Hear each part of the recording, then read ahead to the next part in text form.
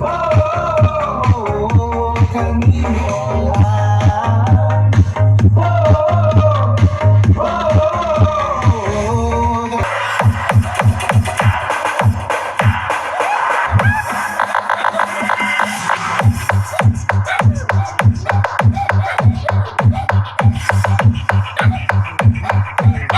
up guys? Welcome back sa ating panibagong video. So sa video natin ngayon is meron tayong i-review. Syempre testing natin guys. Ito yung latest model ng Joson. Ito yung Joson Equalizer Series na 3102 Pro. Ayan. So samahan niyo ko guys sa video natin ngayon at para masundan natin, panoorin natin hanggang dulo. So let's go. So ito guys yung latest model ng Joson. So makikita natin is brand name Joson EQ series na 3102 Pro. So sa kanyang design guys, ito po siya. Ito yung kadalasan ginagamit na pang battle na equalizer. Naglabas na si Joson ng pwede pang battle na equalizer, no? So meron pa itong 31 band graphic equalizer. May nakalagay dito guys na stereo third octave or active graphic equalizer. So equalizer po ito guys, pampaganda ng ating sound setup or sound system para mapaganda pa yung ating sound system. So ayan guys, bubuksan natin yung main box.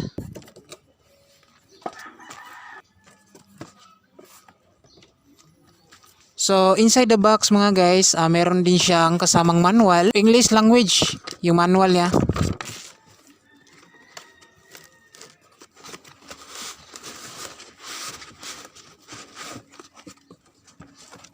So nandito na rin guys yung kanyang 220 easy cord.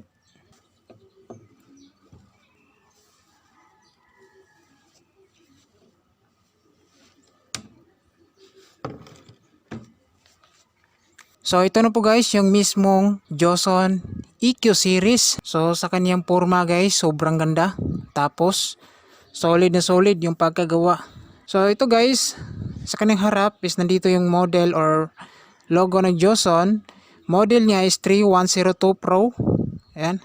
So dito sa kanyang harapan guys, nandito yung kanyang power switch. Ayan.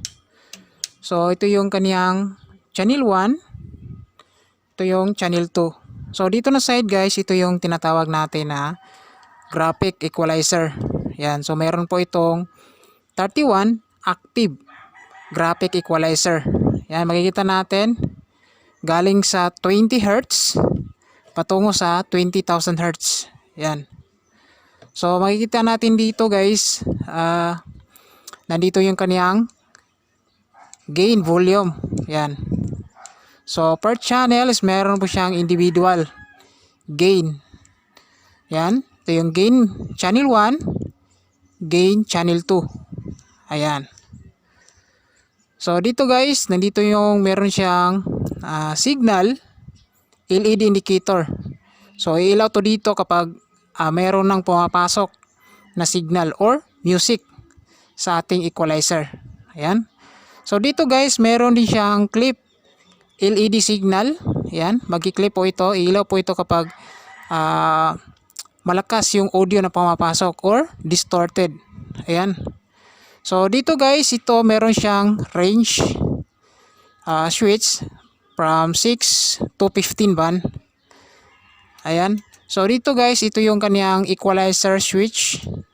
So kailangan nakapindot po ito kapag ginagamit natin para magagamit natin yung kaniyang 31 band graphic active equalizer. Ayan. So meron din siyang high pass filter na switch.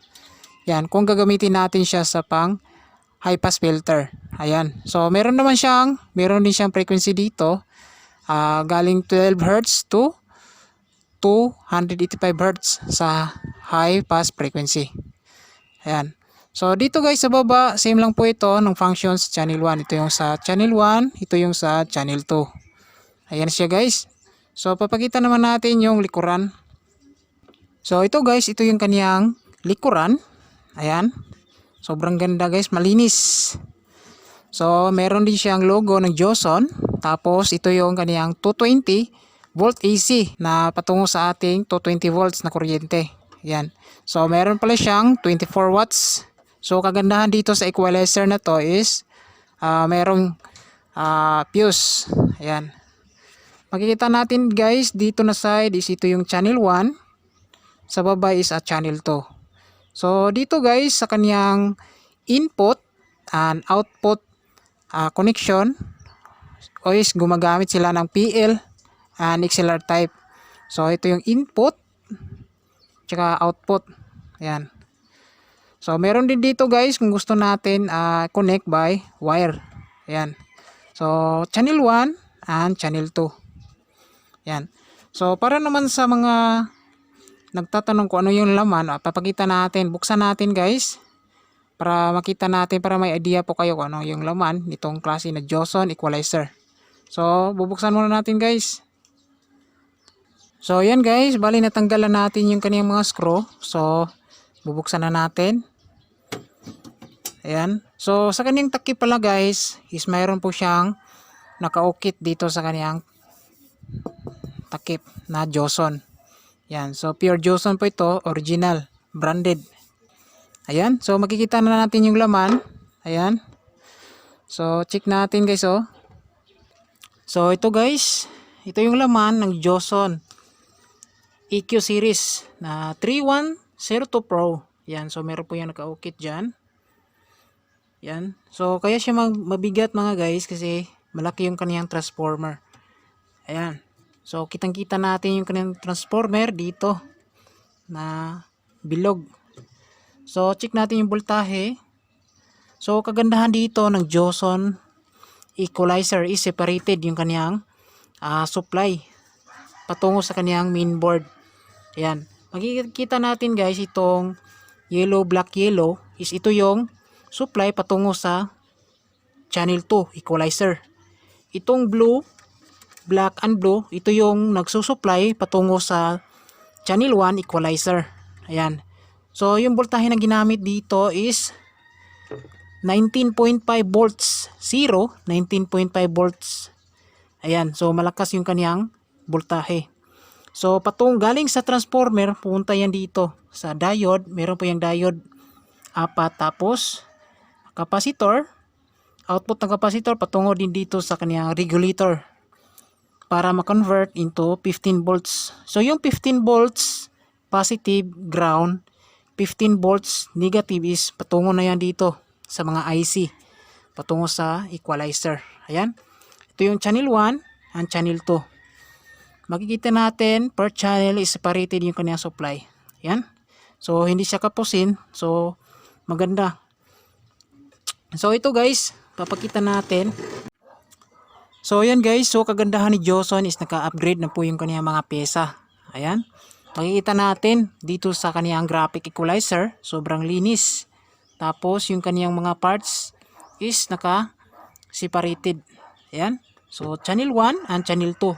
So maraming IC yung ginamit. Syempre, pampalakas po yan. Ayan, patungo dito sa kaniyang signal light indicator. Tsaka yung mga switch dito. Pagdating sa mga switch, meron din siyang IC na ginagamit. Ayan. So overall guys, maganda yung pesa na ginamit ni Joson dito. So ngayon, babalik natin yung takip tapos titesting natin dito. So stay tuned. So ito guys, titesting na natin itong Joson EQ series na model 3102 Pro. Yan. So sa testing natin ngayon is gagamit tayo ng amplifier para sa audio outputs. So gumamit ako dito ng Joson Mars Max amplifier. So meron tayo mga maliliit na speaker. Ito yung Joson 6.5. Gagamitin sa mid-high. Ito. Joson subwoofer dual. So gamitin natin sa bass. Ito yung box cover natin. So separated natin. Titest natin yung equalizer. Yan. So kakabit natin yung connection. Papakita ko sa inyo yung setup. So dito guys, direct lang tayo sa input sa cellphone. So hindi muna tayo gagamit ng mixer, no. So kagandahan dito sa equalizer na to is pwede tayo gagamit ng PL. So ito yung PL jack mono. So kabitan natin yung input channel 1 and channel 2. Yan. Tapos yung kakabit natin dito is patungo sa ating cellphone. Ito. Yan. So yung cellphone natin, kakabit natin dito. Ito guys. Yan. So, mangyari dito guys, yung channel 1 output, gagamitin natin sa base. Yan. So, kailangan gagamit din tayo nito. Mayroon tayong PL. So, gamitin natin yung pula. Ito yung pang base natin ngayon. Yan. So, yung dulo nito, kabit natin sa ating amplifier. Dito tayo kabit sa left. DVD tayo kukuha. So, yung left output dito. Dito yung left.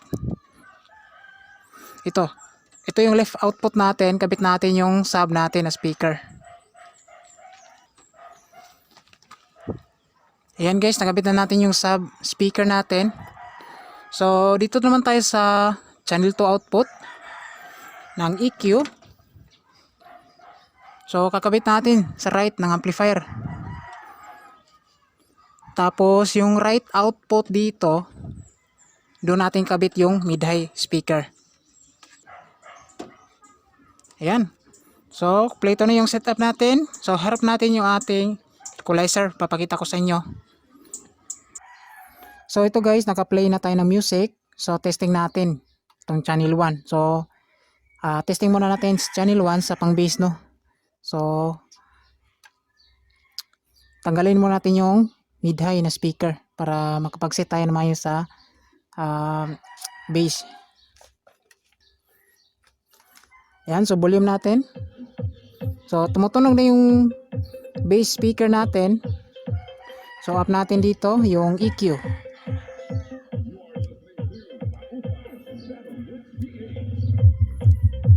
Yan. Maganda to guys kasi malakas yung graphics nito, equalizer.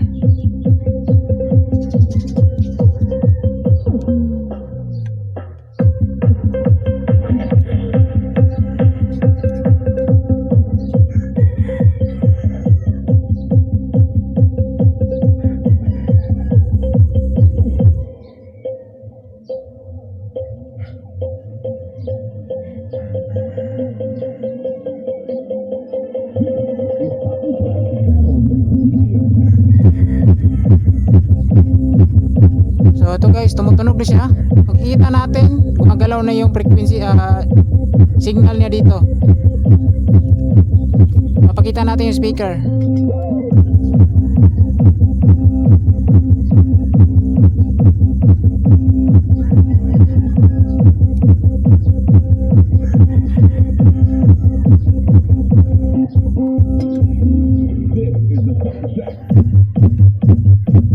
Yan. Maganda siya guys, malakas yung tunog.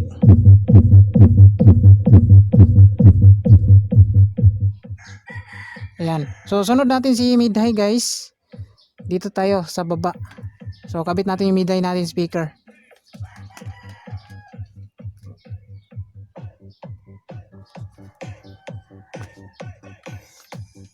Ayan. So ito, up natin yung gain sa mid-high. So up natin dito.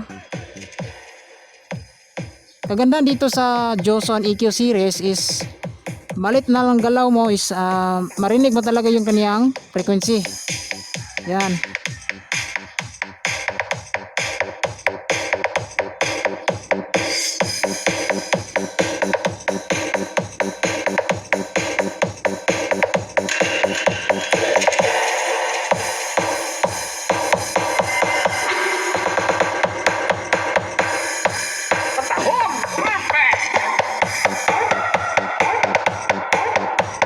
Yan. Umiilaw na yung signal na dito.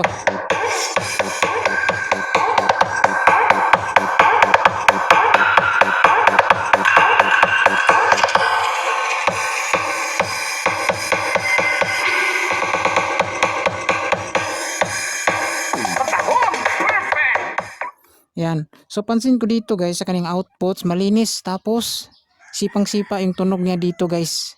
So ito, maganda to gamitin sa sound system natin, lalo na pang battle. Yan, pwede rin sa ginagamit to sa mga simple events natin. Maganda itong output ito, malinis. Tapos quality yung output. Yan. So up natin, pagsabayin natin yung dalawang channel. Pansin natin gumagalaw na siya yung LED indicator ng channel 1 and channel 2. Yan. So pagsabayin natin yung volume, tapos pakinggan natin. Distance tayo sa speaker. Yan, volume natin.